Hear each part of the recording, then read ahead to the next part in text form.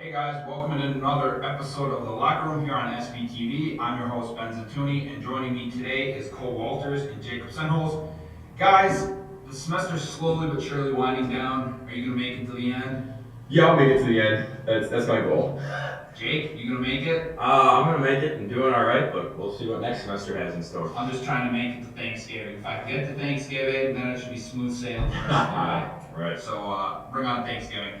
So on the show tonight, we'll have Pointer Sports Recap. We'll dive into college and pro football. We'll talk about the Bucks and their recent trade, and then we'll play another round of buy or sell. So getting things started tonight, the Pointers football team has now dropped 5 of their last 6 games after losing on Saturday to UW River Falls, 21-14. Sophomore quarterback Mitchell Newbar scored both touchdowns for the Pointers, a 5-yard run in the fourth quarter, and then an 18-yard pass to Jonte Webb later in the fourth quarter. Guys, seems like I ask this question every week, and we always talk about it, but what went wrong for the Pointers on Saturday? Cole, you and I called the game. I was gonna say, we called that game. What went wrong for them was Diggins, the running back for River Falls, just ran all over our defense. We just couldn't stop that running game at River Falls. We stuffed the middle pretty good, but he'd run the outside, boom, and he'd gain like 18 yards, and we couldn't stop on a third down either. We couldn't get our defense off the field. And number 2, our offense didn't get going until the fourth quarter. And that quarterback controversy, where just switching off quarterbacks in a game, does not help our cause. So I guess that was the problem with the Pointers on Saturday. I totally agree with everything Cole just said. I had the pleasure of standing out in the elements and taping the game for all of our fine viewers. I saw the same exact thing. I saw weak defense that got trampled on. I saw an offense that couldn't get going, but guys, this is more of a story of the entire season than just Saturday. They dropped 5 of 6, as you mentioned. There was some questionable time management at the end of the game, but as far as the entire season, the offense it's just not been there. It started off well, and then, as you know, we ended up playing with our third string quarterback this past Saturday, and like you said, they keep switching. There's no offensive rhythm, so it's tough to win football games like that. All right, well, the Pointers wrap up their season on Saturday. They obviously out of playoff contention, but they go on the road to Platteville with kickoff slated for 2. Guys, is there any hope for the Pointers to pull out a W? Is that too much to ask? Jake?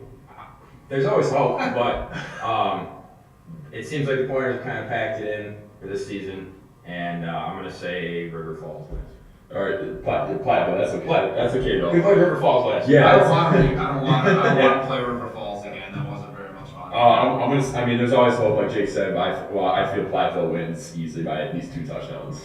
Well, then we'll get started for next season. Well, shifting to the ice now, the Pointers men's hockey team split their 2 home games over the weekend. On Friday night, they lost to Hamlin University 2-1. Scoring for the Pointers was Zach Zek. On Saturday, the Pointers bounced back with a 6-3 victory over Bethel University. The Pointers scored all their goals in the second and the third period. Leading the scoring for the team was Carter Rue, who scored both his goals on the night in the third period. Guys, what did we as fans learn about the Pointers this weekend? And what do you think the team learned about themselves? Jake, you're the hockey guy. I think as fans, we learned this is going to be a fun team to watch. They were able to score 6 goals. We had a young goalie in net, our senior goaltender, Max Malasic, took a seat. We ended up still winning 6-3 that night. As far as what the team learned about themselves, I think that they learned that they're a good team. They have a lot of work to do yet. They have a couple things to shore up. Saw some passing that probably could have been a little bit more crisp. Small things like that. This isn't the same team that won the national championship a few years ago. Most of those guys are gone. So new coaching staff, a new season, Yeah, by watching the games on Friday and Saturday, they have a great offense. They can definitely score goals, as Evan on Saturday scored 6 goals. Like you said, great passing. They're able to feed the puck to each other. What they also learn about themselves is that they definitely have to limit the penalty minutes. That might come back. That could cost them. Definitely on Friday with some questionable officiating. Definitely questionable. Saturday too was a little rough. A lot of penalty minutes. If they can cut down on the penalty minutes and limit that, they can definitely have a successful year. Sorry, Ben. I think this season's going to be fun to watch, and with these young players contributing, if they contribute now, the freshmen, sophomore, students that transferred in, they contribute early, that only bodes well for the future. Right, and the thing about hockey team and a hockey season is it's a long season, and you get lots of opportunities to play throughout the week. Things you can improve on if you have one bad game. It's easy to bounce back and look what you did wrong, and 2 nights later, a night later, fix all those mistakes. So hopefully heading into the season, as I mentioned, new coaching staff, so it'll be interesting to watch these players develop. Yeah, one more thing going back over the previous seasons when Chris Brooks was the coach here. The Pointers, we know how talented and how good, how dominant those teams were, but they always struggled early in the season, and they always struggled right around the Thanksgiving time, and it's getting around that time. So if they struggle now, then they get their struggles done early in the season, then that's a pretty good thing. Right. Well, the Pointers head back onto the road this weekend with a game on Friday against St. Mary's University, and then they face St. Thomas tomorrow night. The Pointers women's hockey team dropped both their games over the weekend on the road against St. Thomas in Minnesota. On Friday night, they dropped a 2-1 game. Scoring for the Pointers was Mackenzie Butcher. They dropped Saturday's game 4-2. Netting goals for the Pointers was Allison Harmon and Emma Berthume. Guys, what can the Pointers do to break their early season slide? Simple answer is win a game. Yeah. Easier said than done. Right. Shore up your defense, play defense first. Offense comes in hockey. Offense comes from your defense. Be able to break the puck out. Be able to protect your goalie. Solid defense, and the goals will come. Yeah, fully agree with Jake. Score more goals than the other team. Yeah, that's generally how you win the game. Start with defense first. Get good defense. Good defense sets up a good offense. So. Yeah, well, I agree with both you guys. The Pointers are back on the road this weekend for a 1-game matchup against River Falls on Saturday. That's going to be a tough game, no doubt. After this commercial break, we'll be back to talk college and pro football. Don't have a television? Don't worry. SBTV is available on demand at uwsp.edu/SBTV. Find your favorite shows on our website, plus links to all of our YouTube content. Stay up to date with SBTV news that includes information about campus and community happenings. And don't forget to like us on Facebook. We're SBTV-UWSP Television. SBTV. Let's make media together. Welcome back to the show, guys. The Badgers football team extended the nation's second longest winning streak to 10 games and their streak of consecutive Big Ten victories to 12. The 45-17 drubbing over Indiana on Saturday. Jonathan Taylor rushed for 183 yards and a touchdown, and Alec Angold rushed for 3 scores as well to power the Badgers' offense. The team is now 9-0 and 6-0 in conference play. What impressed you about the Badgers' win on Saturday over Indiana? Cole, you're a big Badgers fan. We'll go with you first. Once again, their running game is still very powerful. There's no team that has been able to stop that. That's still very impressive to me. Hornibrook as well. Started out slow. He does take a lot of criticism, but he was able to throw for 2 touchdowns. He was able to drive his team downfield, get him in the scoring position. Overall, and the defense is still solid. Overall, the team impresses me really well. There's nothing new that impresses me out of this team. Jake. It's a good team. I'm just smiling, kind of laughing because I know Cole here is such an Amos Hornibrook apologist. He's a capable quarterback. Makes questionable decisions, but the Badgers are winning. They got a huge game coming up this weekend. They played awesome last weekend. A little bit of a slow start. They got down 10-0 against the Indiana team, but ended up winning by over 30 points. So great win for the Badgers. Yeah, and it showed a lot that they were able to overcome their early game struggles. So the Badgers also moved up 1 spot to number 8 in the latest college football playoff poll. The Badgers faced their toughest test of the season on Saturday when the Iowa Hawkeyes come to town with kickoff set for 2:30. Guys, how important is it for the Badgers to win on Saturday? It's actually very important. If they want any shot at college football playoff, they've talked that they need to win out and stay undefeated with the playoffs. So definitely, this game is very important to them, and especially against a ranked Iowa team. You want to win that game. Yeah, you absolutely need to win this game. This is the most important game of the season by far, and every single game from here on out is going to be the most important game of the season. And they need to look impressive because, as we all know, college football, especially the ranking committee, they do it a lot based on how you look, how you perform. A lot is based on the eye test, especially for a Wisconsin team that Everybody's criticizing the schedule, so you have to come out there and be dominant within this home stretch of the season. Yeah, and I saw something this morning. I think the Badgers are 12.5-point favorites in the game. But one thing that I'm going to be looking for on Saturday is the Badgers defense. Everybody saw that the butt whooping that Iowa put on Ohio State last weekend, putting up close to 55 points. So it's going to be a great test for the Badgers defense. I think they can pull out a W, but especially that secondary is going to have to stay healthy. They've been having a lot of the injury bugs definitely been biting the Badgers, their secondary this season. So definitely going to be a fun game to watch. Well, the newest college football playoff rankings came out on Tuesday, as I said before. Georgia's still number 1, followed by Alabama, Notre Dame, Clemson, Oklahoma, TCU, Miami, Wisconsin, Washington, and Auburn. Guys, do you think the Badgers should have moved up more than one spot? Tough to say. I feel like they should have. They're undefeated. I mean, they're winning the games they have to. They definitely should have moved up more than one spot. But obviously it depends on like what the college football playoff committee thinks, et cetera, et cetera. Yeah, and I just think those top 4 or even 5 teams, Oklahoma is so good too. Oh, true. I think that they're just amazing teams. They're great teams, and I think even if Georgia and Alabama face each other, SEC championship, which they probably will. I think it'll be a good game, and I think they both get in because they both deserve to get in. So I feel like Wisconsin is currently ranked where they should be. If they beat Iowa, they'll move up another one. If they win their next game, they'll move up another one, and so on. And hopefully, if they end up undefeated, they'll probably get the number 4 spot in the playoff. Another question for you guys. Should the college football playoff expand to 8 teams instead of 4? Yes. Yes. Oh, yes. I fully agree. Oh, yes. As do I. Those 1 through 5 spots take care of each of the Power 5 conference winners, and then those 3 spots you can have someone like, say, Alabama wins the SEC championship game. Alabama would obviously be in because they win. Yeah. And then Georgia could get in too. And if the Badgers lose in the Big Ten championship, then say if they play Michigan State, well, Michigan State probably won't get in. But Yeah. Right. And one other thing, really, really fast, is if it ends up being 2 SEC teams and independent in Notre Dame, that only leaves 1 other conference or 4 other conferences to get 1 spot. So that doesn't really seem very fair.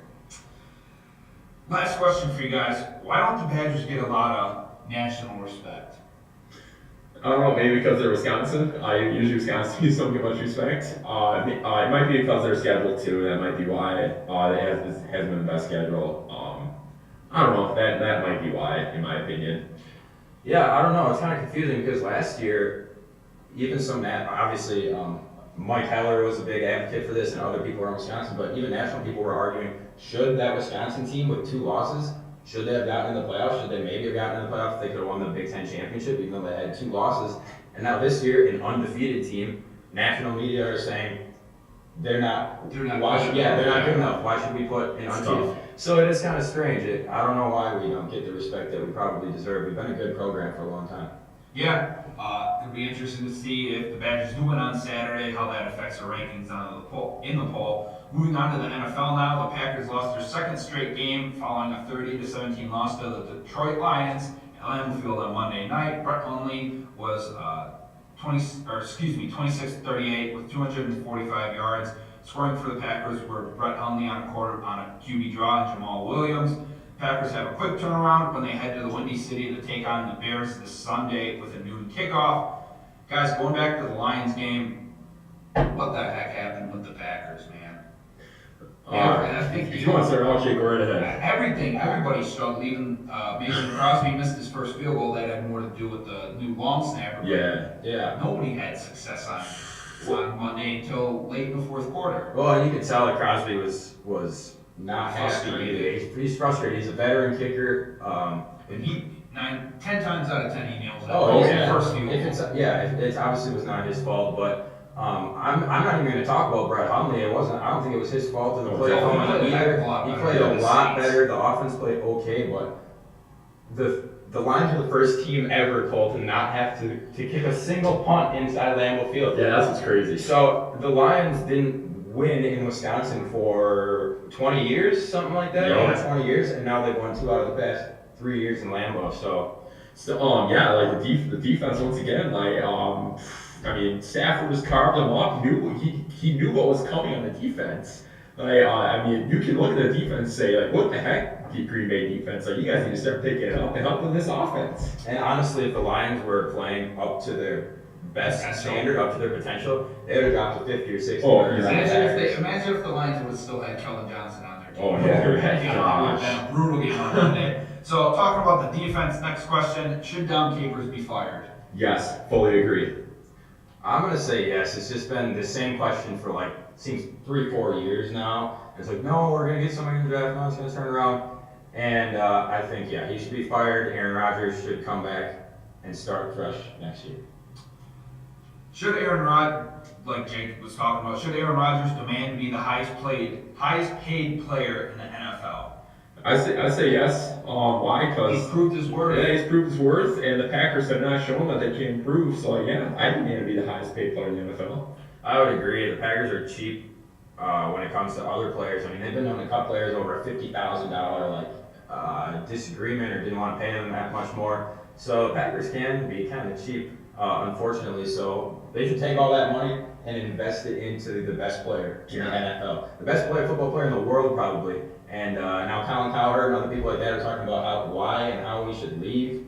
And I wouldn't be surprised. I wouldn't blame him if he'll probably come back to the Packers, but I won't blame him. And I won't be surprised if he does test the free agent market. Well, and because he does deserve to get paid. Right, and he will be 35. It's kind of like a Peyton Manning situation where he was so loyal and so good for so long, but the Colts really struggled and had nothing to offer him at the end. And he was an older quarterback, so he went to a situation where it wasn't so demanding on him. I could see Rodgers doing that in 2-3 years, but who knows? He could be like Tom Brady and still tearing it up winning Super Bowl. Very true. Can't wait to see what happens. So on Wednesday afternoon, the Packers waived tight end Martellus Bennett with a failure to disclose designation. This ends Bennett's short stay with the team. What do you guys make of this? I wasn't too happy with how Bennett. Obviously, not a lot of people weren't happy with how Bennett played on the field, and I wasn't too happy with how he conducted himself in the locker room either. Exactly. Over the bye week, he put that thing on his Instagram about retiring. Then the Packers come back from the bye week and he won't answer any questions from the reporters. Yeah. He's the one that said, I'm going to retire at the end of the season. Yeah, to me, he was kind of like a cancer in the locker room. He's saying he retired. People ask questions, he wouldn't answer. You just don't say, "Oh, I'm going to retire," and not answer questions. It goes to show we probably should have kept Jared Cook. But to me, I'm glad Martellus Bennett's off the team now. Hindsight's always 20/20. Yeah, that's exactly where I was going to. I said from the beginning when I found out Jared Cook was gone after that catch, after that play that they made last year. I was like, why are we getting rid of Jared Cook? So then we signed Martellus Bennett, and that was supposed to be amazing. Obviously, that didn't work out. I haven't even seen Lance Kendricks basically in the entire year either. So I wish we could have kept Jared Cook as well. And then another key factor I believe in this was losing Aaron Rodgers. Martellus Bennett quit on the Packers because he didn't have a quarterback amongst many other reasons. So disappointing, but like Cole, glad he's gone. I also told you, I was like, watch, he's going to go to New England. Probably he went to New England. Yeah, and he's going to probably have 2 touchdowns in his first game there, guaranteed. Yeah. Another thing, this week in the locker room, obviously after the Packers caught him, reporters were asking other players how they thought about the situation, and David Bakhtiari, amongst others, were talking about how they didn't really like how the situation went, and going back to Jake, what you said about Martellus Bennett giving up once Aaron Rodgers got hurt, everybody in that locker room knew it was going to be tough without Aaron Rodgers, but Martellus Bennett was the only one that quit, so that definitely says something about his character. Definitely. Well, guys, we're going to take our next commercial break, and we'll be back to talk Bucks basketball and play another round of buy or sell.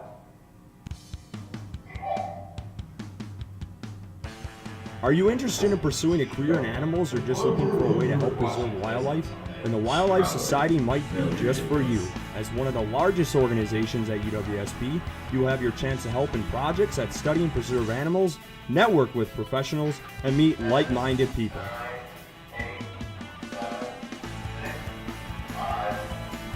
Join us Tuesdays at 5 p.m. and join the Wildlife Society. Welcome back to the show, guys. The Milwaukee Bucks were the first NBA team to dip their toes in the trade waters this season when they sent Greg Monroe along with a first and a second round pick to the Phoenix Suns for guard Eric Bledsoe on Tuesday morning. Was this the right trade for the Bucks to make, and how much will it help the team?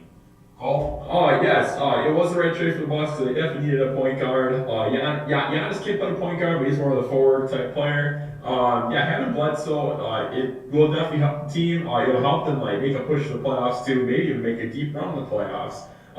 He can orchestrate the offense. So we got that point guard now, and plus Jason Kidd was a former point guard, and Jason Kidd can definitely teach him the ropes. Definitely a great move for the Bucks, a move that they needed to make. Yeah, overall, great move. We did give up the other side of this. We gave up a decent chunk. Greg Monroe, obviously, a good player, but we also gave up our 2 picks in the next season. Which, guys, it tells me, I don't know if you think the same, but obviously the Bucks front office believes they can win. Value on their draft picks. Well, that, and they believe they can win now. If they're making this move to not, they're not going to get any young players, not have any draft picks for 2 years now. And they obviously have a very young, long team. So it tells me that the front office, the coaching staff, has an extreme amount of confidence in this exact team, and they believe they can win now. They believe they're the second or third best team in the East. Celtics are probably the best, but we could beat the Cavs. We showed that the other night. Yeah, well, I hope the Bucks management is right when they think they can win now. It'll be interesting to see how Bledsoe does. There's been talk in the past of how he can be somewhat of a cancer in the locker room, be a little bit of a ball hog. And one thing that was a little concerning to me is this really doesn't help the lack of scoring coming off the bench for the Bucks, and it vacates a defensive piece down under the basket, which means John Henson's going to have to step up, and he hasn't really produced based on the outlook we had for him since he got drafted. Very true. Yeah, Henson's gonna have to step up. Like I said, Monroe he was a great player for the Bucks all around, versatile, double monster. Coming off the bench, he was able to score. So yeah, our bench scoring's hurt a little bit, but I think it was worth it to get Bledsoe. Yes, definitely worth it. All right, well, we agree that it was worth to get Bledsoe. Now it's time to see if we agree on these. It's time for another round of buy or sell. If the Badgers beat Iowa on Saturday, they'll move up to the top 5 ranking in college football playoff. If they beat Iowa, yeah, I'd sell that. Because like Jake said earlier, if they win, they'd probably move up 1 spot each, I'd say. So buy or sell. Yeah, I'm gonna also sell that just because, like I said, the top 5 teams are so good right now, and I don't see any of them losing this week. But the Badgers come out and have an impressive showing against Iowa. I don't see why they wouldn't continue to move up the ranks. If you come out and win, you can't move down.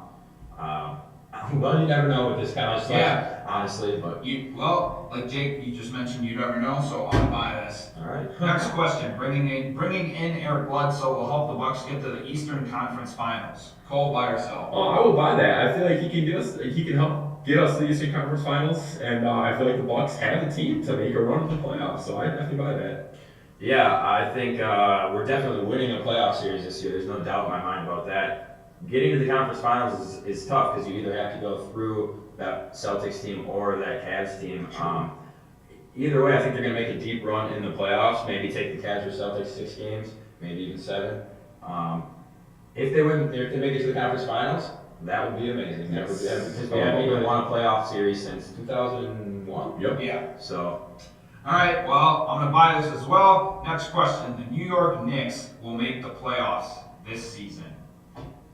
I buy that. I think Porzingis can carry them to the playoffs, and Porzingis has been unbelievable this year so far. And I think the Knicks have a playoff spot too right now. So yeah, I definitely buy that. I can see the Knicks going to the playoffs.